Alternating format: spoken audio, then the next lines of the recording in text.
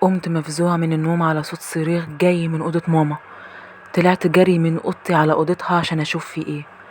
لقيتها بتصرخ وبتقولي: الحقني يا حاتم، أبوك كان هنا وكان شكله وحش قوي. أبويا جالك إزاي يا ماما وهو ميت؟ ما اعرفش بس انا خايفه. هو قال لي انه هيجيلي تاني وهيموتني يا حاتم. طب اهدي يا ماما اهدي. لا لا، واقف اهو قدامي. ابوك معانا هنا وشكله مرعب، ده بيقرب مني يا حاتم. فين ده؟ انا مش شايف حد يا ماما. فجأة لقيت ماما بترجع لورا وهي بتصرخ وعينيها مفزوعة كأنها شايفة حد بجد قدامها وبيقرب منها وهي خايفة منه. رحت ناحيتها عشان أطمنها. لقيتها بصت ناحيتي أنا بنفس البصة اللي كانت بصة بيها على الشيء اللي أنا مش شايفه. فضلت بصالي برعب وقالت لي: انت كمان عايز مني ايه؟ انت شكلك اتحول وبقى زيه. ابعد عني، ابعد عني. ووقعت من طولها.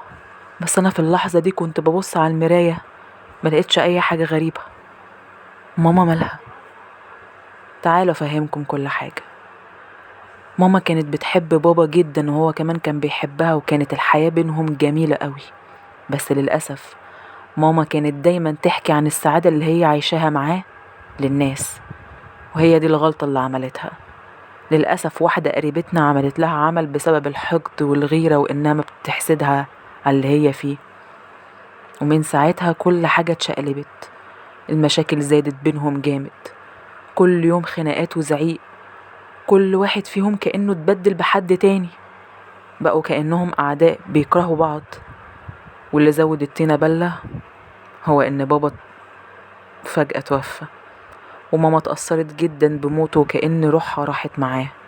ما بقتش قادرة تتأقلم على الحياة من غيره. وفي نفس الوقت كنت بحس ساعات انها مش طايقاه ومبسوطة انه مات.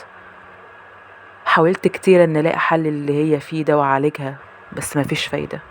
وللأسف الموضوع بقى بيتطور وماما كل يوم بتتعب اكتر. ماما بقت تعبانة نفسيا وجسديا وكل تعب ممكن تتخيله.